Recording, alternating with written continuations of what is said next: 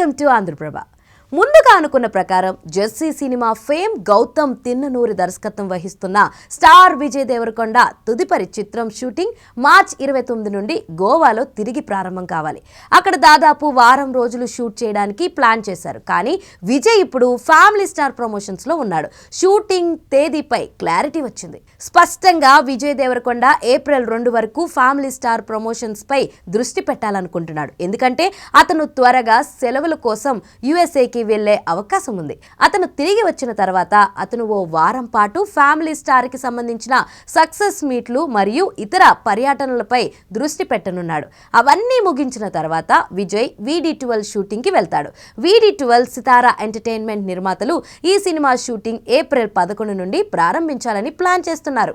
ఈ షెడ్యూల్ వైజాగ్ లో ప్రారంభం కానుందని వినికిడి వినిపిస్తుంది. మరోవైపు VD12 యొక్క ప్రొడక్షన్ హౌస్ ఈ చిత్రానికి కొత్తగా ఖరారు చేసిన కథానాయకును ఇంకా ప్రకటించలేదు. అయితే శ్రీలీల ఈ చిత్రం యొక్క మునుపటి కథానాయిక.